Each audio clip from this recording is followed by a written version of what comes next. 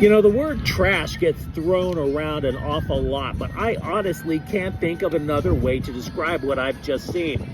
Dejan Joveljic scored in the first half, but the back line and the goalkeeping was an absolute disaster as LA Galaxy opened the 2022 season with a humiliating 3-0 loss at FC Dallas on Saturday. Hi, I'm James of Faithful Angelino Sports with a rapid recap of Galaxy soccer.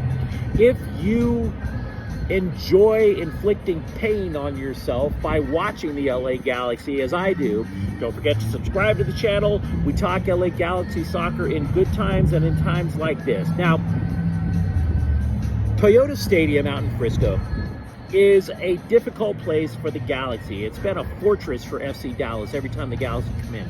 The Galaxy have not won there since 2015. Donald Trump wasn't even impressed. He was not even in an election yet, let alone the White House. That's how far back it was. We're not talking about the currency Galaxy players. For all we know, they were in elementary school. This is the time of Steven Gerrard, Giovanni Dos Santos. LA has lost 7 consecutive games at Dallas. And they went into the match without Chicharito. Having said that, none of that is an excuse for what we just saw. Jesus Ferreiro scored a brace in the second half. 2 goals for FC Dallas, which improves to 1-1. Alan Velasco added a critical goal and an assist, which we'll talk about a little more in a minute. You want to be fair. You don't want to take away from the winning team. You want to give them credit.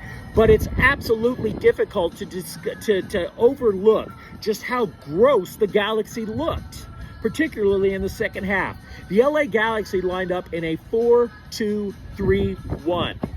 That is a back line of 4 defenders supported by 2 defensive-oriented midfielders. That is a back line technically of 6 men.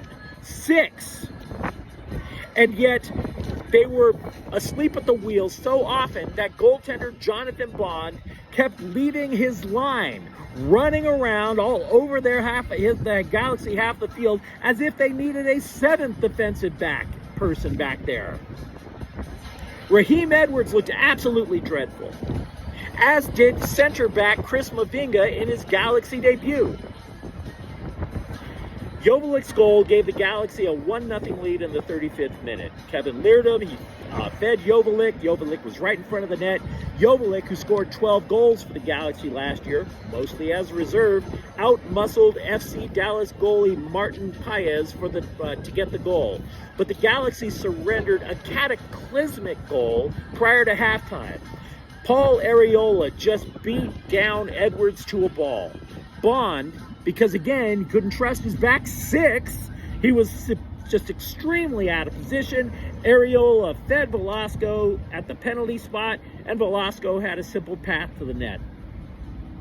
That just straight up took any energy that the Galaxy had and just threw it away. Now, FC Dallas, throughout the entire match, was counterattacking. And because LA kept trying to force the pressure, Dallas exploited that by looping the ball past the Galaxy defense again and again and again. And as a result, Bond was out of position, way out of position, again and again and again. Craziness. In my opinion, Jonathan Bond panicked because he couldn't trust his back line. Straight and simple. Now again, Chicharito didn't play, but honestly, that's completely irrelevant. And by the way, to manager Greg Vanney, you chided Chicharito prior to the match for announcing on social media that he wasn't going to be playing tonight. Clearly, coach, you have way bigger problems that need to be addressed than what Chicharito posts on his social media account. Now, LA will be playing at Sporting Kansas City next Saturday before returning home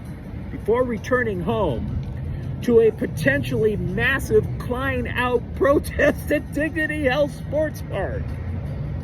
Could you possibly imagine a more dreadful start to the season for LA Galaxy than right now? A 2-game road trip After having the Rose Bowl game rained out, you get your ass kicked in Dallas. You're going into Sporting Kansas City, which did try to rebuild itself in the offseason. And then you come home to maybe a stadium that might be 1/4 empty. Good job, Galaxy front office. Slow clap for Chris Klein and those guys.